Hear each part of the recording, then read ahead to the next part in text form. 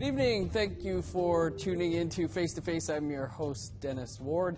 Our guest this week is Cree climate campaigner for 350.org, Clayton Thomas-Muller. Clayton is a member of Matthias Kalom Cree Nation in northern Manitoba, and he has led Indigenous delegations to the United Nations, Washington, and Ottawa. Clayton, thanks so much for taking some time to be with us here on the show. I want to start with the decision that came down at the end of August, and that was the Federal Court of Appeals decision to quash the Trans Mountain Pipeline, a project you were active in trying to halt. And just a little on, how that day felt for you, a day that many called historic when the Court of Appeals decision came down, basically stopping it in its tracks at that point. Well, there is no doubt about it that the decision by the Supreme Court of Appeals, to side with First Nations in every single one of their concerns brought forward in the suit was certainly historic. We still have a long way to go. I think social movements led by First Nations in British Columbia to stop the Trans Mountain Pipeline, took a moment to tip their hat, for the collective sacrifice and hard work. We saw hundreds of people arrested. There are youth and elders still going to trial and facing prison sentences. We have people who are actually in prison right now who need support.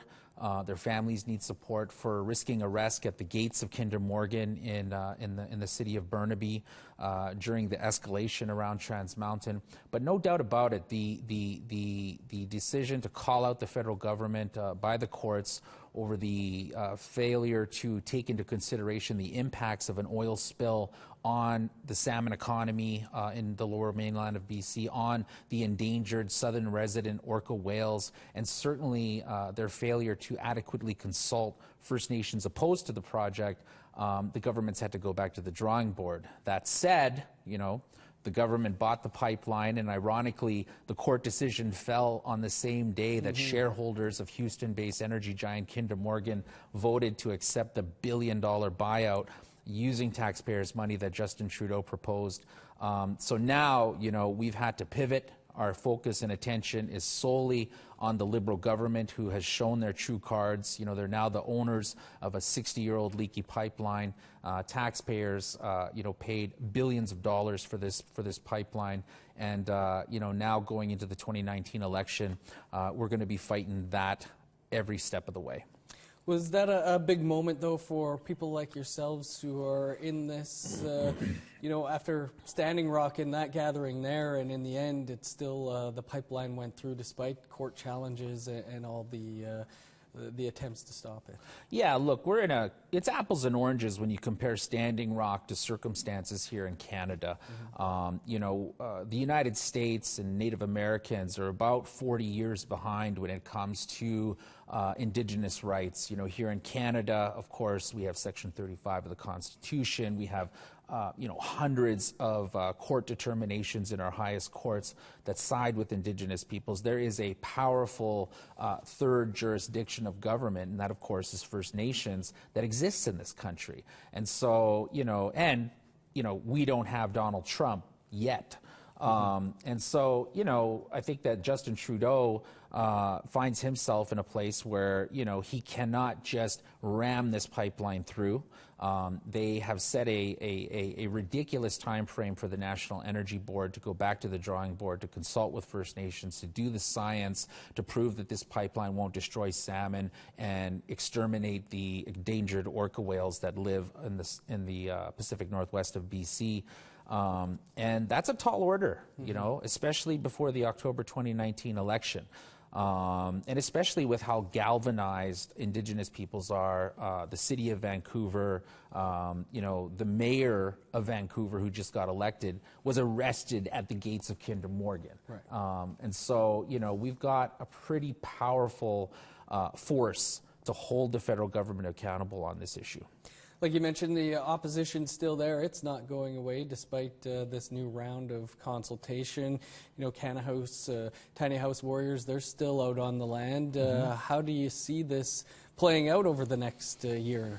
Well, I think that, I've said it before, we've collectively as a movement said it before, that, the Trudeau government, when they approved the Kinder Morgan pipeline, when they approved the Line 3 pipeline, it was during the height of Standing Rock. And so they approved these fossil fuel infrastructure projects willing to accept a moral crisis at the magnitude of Standing Rock. And so, here we stand, just under a year from the federal election. We forced the government to nationalize this pipeline with taxpayers' dollars. We've kicked Kinder Morgan out of the country, sent them back to Texas with their tail between their legs. And, we see, provincial leaders like Rachel Notley in a desperate situation trying to, maintain some kind of, power with the voter base. And, there's a lot of wild cards in the air right now. And so I think Justin Trudeau has a big problem ahead of him going into the federal election because social movements haven't gone away. We know that the oil lobby has great power. But right now we're in a battle of the story, and I think that, Indigenous peoples and our allies have the upper hand. You mentioned Line 3, and I do want to talk about Line 3, and, why aren't we seeing the same level of opposition to Line 3 here in Canada? There was quite a bit of opposition in, Minnesota and Wisconsin, but why aren't we seeing that here? Well, I think that, that the Line 3 fight certainly isn't over. We see, grassroots leaders like Geraldine McIver and those supporters like the Manitoba Energy Justice Coalition who have been supporting the Buffalo Spirit Action Camp here, near the Manitoba-U.S. border. There is a permanent occupation camp going there with the potential for flare-up. The fight to stop Line 3 on the U.S. side of the border in Minnesota and Wisconsin has been intensifying. There are a number of spirit camps there as well.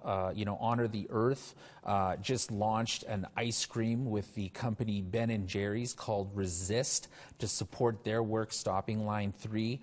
So we see a mainstreaming of that fight on the U.S. side of the border. I think that there's been a number of issues here in Manitoba. We had a change of administration at the Assembly of Manitoba Chiefs. The former Grand Chief of Manitoba, Derek Nepanak, led a lawsuit over lack of consultation on Line 3. And of course, the new Grand Chief dropped the lawsuit and didn't issue any explanation as to why. And so, I think that there are many small fires in the resistance to Line 3 burning, different grassroots groups, that are fighting this pipeline. But there needs to be a strong community that steps up, with elders from that community, I think, to bring all of the different groups together for one big final last push on Line 3. Because as we know, construction is happening right here in southern Manitoba at this point. But the fight is by no means over. It's Enbridge's largest project in the company's history. Line 3 has a record of numerous spills over the years, more than the Trans Mountain pipelines ever had. Were you surprised that there hasn't been as much opposition? Again, like I said, there has been uptakes in grassroots mobilization. The political establishment here, when it comes to First Nations, is deeply in the pocket of the pipeline company Enbridge. Many First Nations, including Peguis, have multi-million-dollar deals signed with the company. The Métis Federation, headed up by David Chartrand, are squarely in the pocket of Enbridge Pipeline Company, receiving, untold dollars from them because they have thrown their support behind the project. So, the resistance to Line 3 is very much a grassroots resistance. And there needs to be leadership that steps up, listens to the people, and goes against this company, and that listens to the science. Indigenous peoples, whether it's Line 3 or the expansion of the Alberta tar sands themselves or other infrastructure projects, consistently are manipulated by oil companies and by the governments they're working in collusion with. And they exploit our socioeconomic circumstances. First Nations leaders and other Indigenous leaders have to create jobs, and so they're not listening to the science. The IPCC report that was released last week tells us we have 12 years to get off of fossil fuels before we get into a circumstance with climate change that, quite frankly, will damn not just the next generation, but untold generations ahead of us. And we're going to get into that and the investigative report that came out on the $260 billion price tag that's out there to clean up the oil sands in our Alberta. But first we've got to take a quick break, and then we'll be right back to continue our conversation here on Face to Face.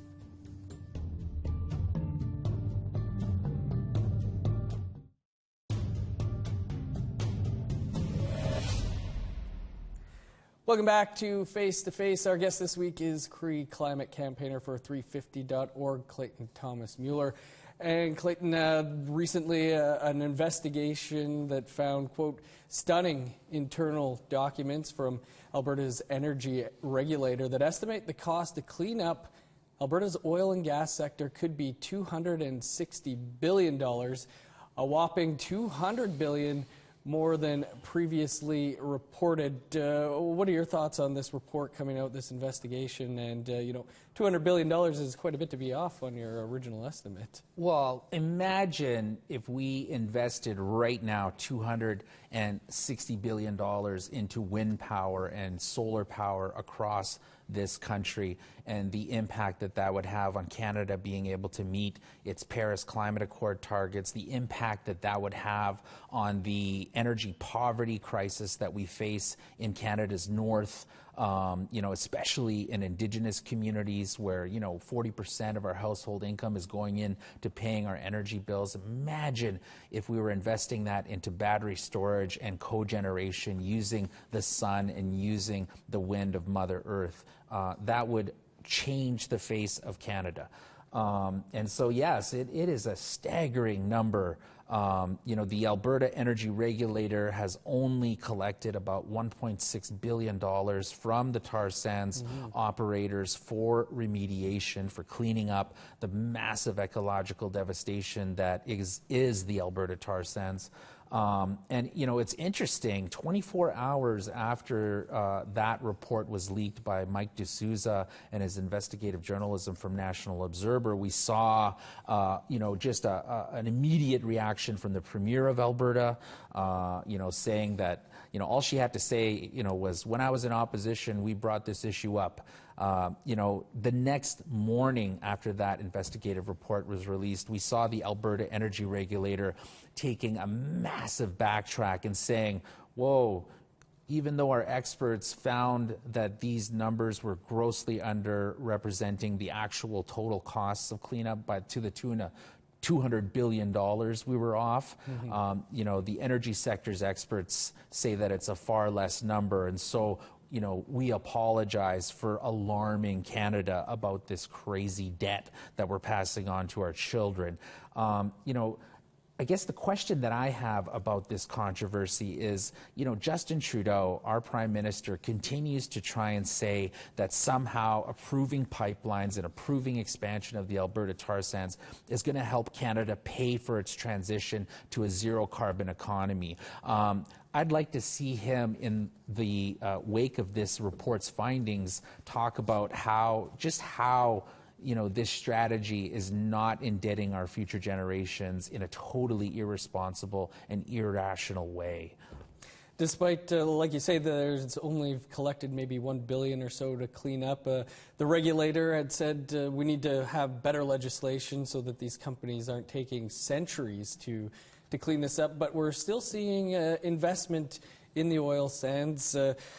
Company Teck looking to put $20.6 billion in for a new project there. Are these kind of going against the things that the Prime Minister had been talking about, that his government preaches about? You know, the Teck Frontier mine is a science fiction horror movie. This project is proposed to be as big as all the existing tar sands mining operations combined. It's so freaking big that it will add its own individual tailings pond to the network of the existing 12 tailings ponds that are already there. These are massive waste repositories that are so big you can see them from outer space. They look like lakes, except they are, essentially oil sludge from the industrial process of separating the bitumen from the sand that they're mining out of the boreal forest in Cree and Dene territory in northern Alberta. And, this project at some point in 2019 is going to fall on Catherine McKenna and Justin Trudeau's desk for federal approval. And, the fact that our federal government is even considering approving something of this scale that'll completely decimate the entire country's ability to meet our Paris climate commitments is illegal. It is immoral. It is morally bankrupt. And Canadians, when they go to the polls in next year's election, they need to be taking these kinds of hypocrisies into consideration. Indigenous communities like Fort Chipewyan, and many others that use the Athabasca and Mackenzie River watershed as their life source, are facing already huge human health and treaty rights impacts associated to the tar sands. This project would double the size of the tar sands and double the human health and human rights crisis that exists as a result of this so-called development, and all of this under the watch of our Prime Minister, Justin Trudeau. We've kind of touched on this, but there are many Cree and Dene and Métis communities that are backing this project, this $20 billion project, and stand to benefit from it. Absolutely. When Justin Trudeau's government ran for office at the last election, they promised some big things.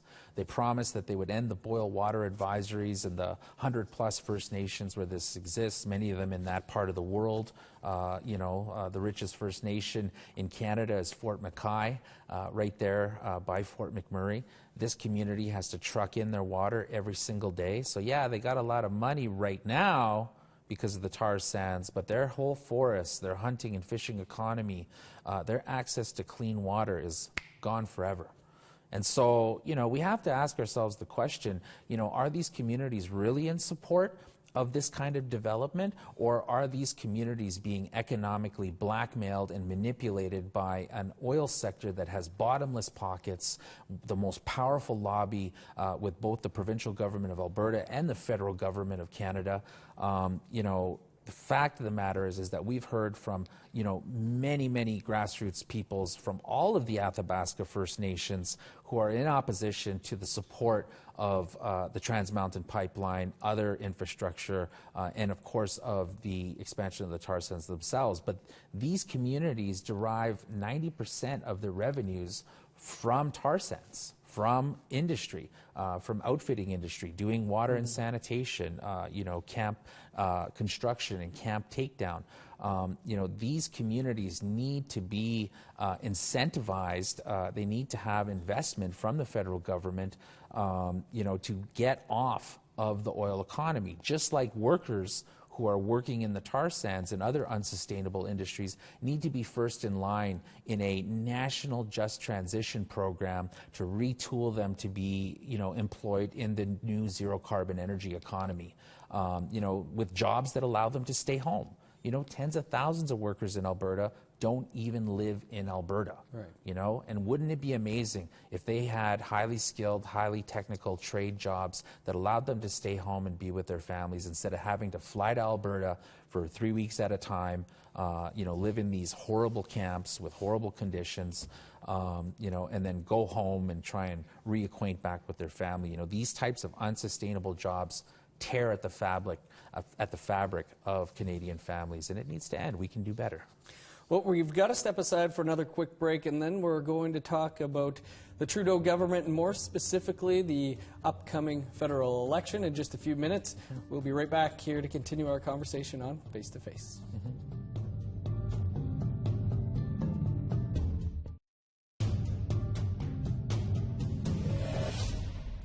Welcome back to Face to Face. Our guest this week is Cree climate campaigner for 350.org, Clayton Thomas-Muller. And Clayton, the federal election is now less than a year away. For those who follow you on social media, would see that you've been pulling together some of those who worked on Indigenous Rock the Vote in the past. What's in the works? Well, I think that, we saw in the last federal election record turnout of Indigenous peoples, and that historically hasn't been the norm. Indigenous peoples historically, at least First Nations, haven't voted in federal elections. But I think that, that with the promises, the shallow promises that Justin Trudeau gave, I think it motivated a lot of people to get involved. And I think we can look forward to the same kind of participation, if not even more, in the upcoming 2019 election. At 350, we've been investing in our distributed network, encouraging especially young people, young voters, to go out and commit to pledge to vote, for politicians that keep it in the ground, that, commit to transitioning Canada to a 100% renewable economy. Very basic things. Commit to, essentially building an economy that works for First Nations and Canadians alike and doesn't force Canada to sacrifice certain communities at the altar of irresponsible economic policy. And so for us, we know that Justin Trudeau got into power on the youth vote. And when it comes to specifically Indigenous peoples, 75% of our population is under the age of 30, 55 under the age of 25. So the Indigenous vote is a youth vote. And, Indigenous peoples need to take a good hard look at the failures of Justin Trudeau in delivering on water, access to clean water, delivering on adopting and ratifying the UN Declaration on the Rights of Indigenous Peoples, and on completely shattering his promises to be a real climate leader by approving pipelines and the expansion of the tar sands. We can do better, and we need to do that through the way that we show up at the polls this year. Like you mentioned, it was probably Indigenous voters, it's been said, that put Trudeau and that government into power. A record number of Indigenous MPs elected last time. How did that all work out, though? Well, I think that, it's interesting you bring up Indigenous MPs. You look at right here in Winnipeg, we've got the Falcon, Robert Quillette, a Liberal MP who happens to be Native. I mean, this guy, rode the wave of white Liberal guilt coming out of the Idle No More movement and got into office. And now he's essentially the Liberal equivalent of Patrick Boisseau. What Patrick Boisseau was to Stephen Harper, he is for Justin Trudeau. I think that Indigenous voters need to be very smart, and non-Native voters need to be very smart and informed about who they're voting for and hold them to account, because, just because a candidate is Native doesn't mean that they're not going to support this very pro-development agenda, this agenda that allows the government to spend billions of dollars on a pipeline and continue to not meet their commitment to giving clean water to First Nations.